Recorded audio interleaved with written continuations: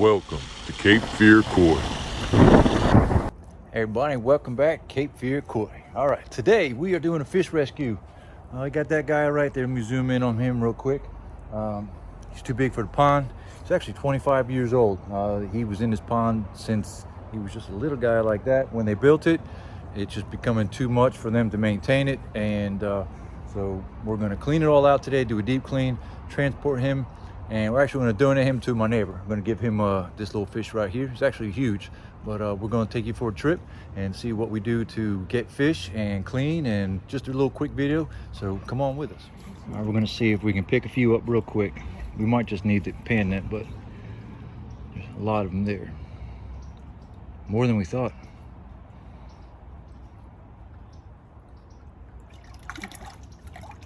And goldfish are actually pretty tough. They like to burrow. We got one right there. Look at that fatty. It's actually a beautiful fish. Bunkin, I think. Yeah, there's a few shabunkins in here. Let's look at it. Trying to. Here we go. He's heavy. Sorry. I can't quite see. There he is. That's beautiful. That marble. Awesome. Beautiful fish.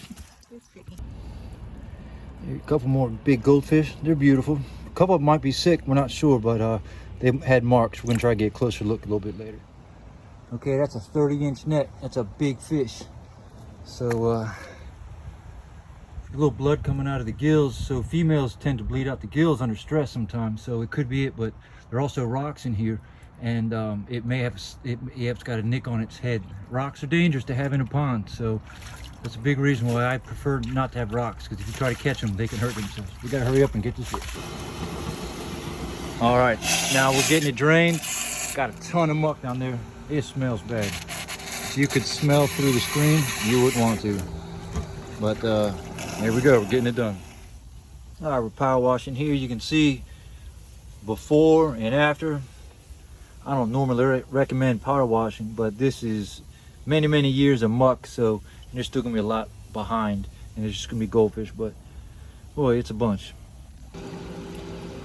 So as you can see, you got a bunch of roots here. These palm trees are definitely known to throw roots, and a lot of times they'll just go over the edge, but and it looked like that was the case. Just pulling, you got root clumps here and there, you just cut them out, and I was pulling just on a section here, and then bam, we got a big hole. That actually dug through, it somehow pierced through. Now I'm gonna have to patch that somehow, but we do have a video on how to patch, so I got to figure out this one, but it's got that cut, and that's going to be an issue. But be careful when you're in the ponds, or if you have roots around a tree, really try to take care of them. And that's why another good idea, you need underlayment, some kind of root barrier and all that. I don't think that was installed on this one here. Okay, now we got to catch this. We're going to put them in a little clear water first, and then we're going to put them in quarantine. He's a big fish, though. And feisty.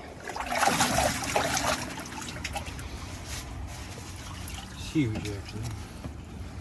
One of the bigger fish we've had to rescue.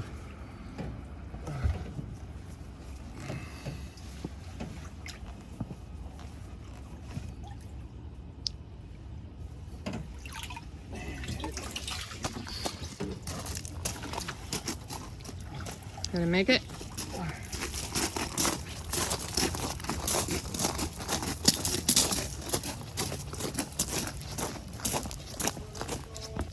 Yo.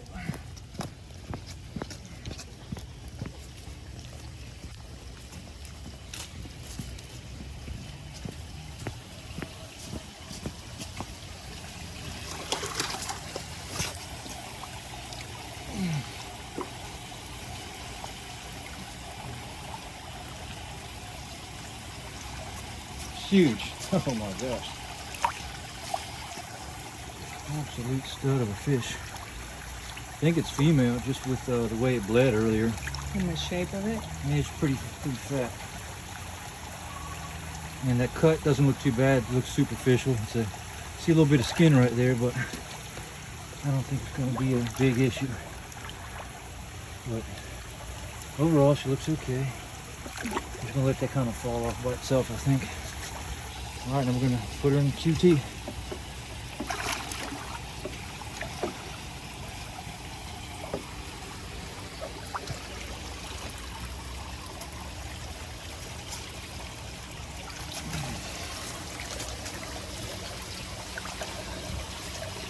she should be pretty pumped to be in a some large space. pond. Yeah. And we put a small fish in there as a buddy fish. See the little Can't one down really in there. see it, but it's over there. Yeah. It's not alone. Down low, yeah, it'll keep the stress and that'll make her heal better. But right now the water's salted, and so that should help with any kind of issues she might have on her skin. All right, so here is where the root was. I went ahead and cut it. It's still in there, but I can't access it. I did sand all this algae down. I wanted to make sure that it's smooth, so I went with a coarse one here, then a fine. Then I'm gonna take some alcohol and do all that. I also have a video on doing a patch kit, so I'll share a link for you for there. And then we're gonna take all this gunk out of here. Now, me personally, I don't like rocks in the pond. I suppose to each their own. Some people swear by them, but I don't, for this very reason.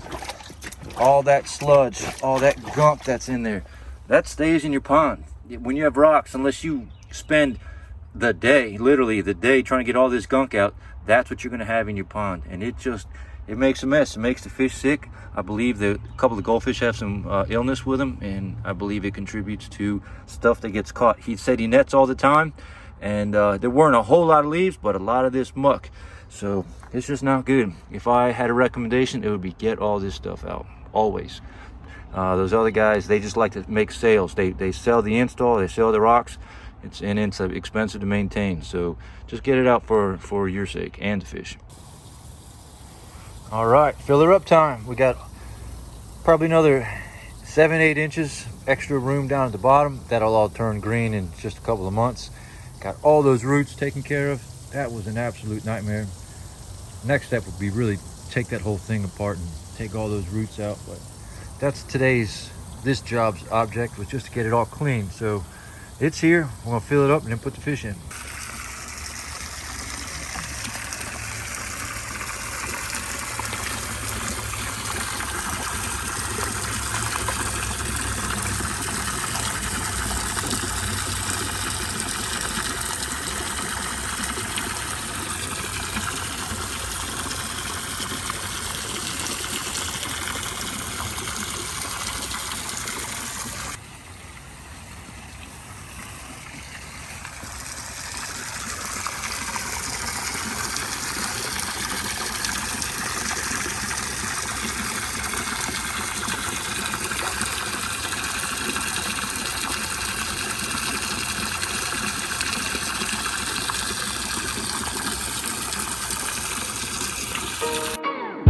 That's it, all in a day's work.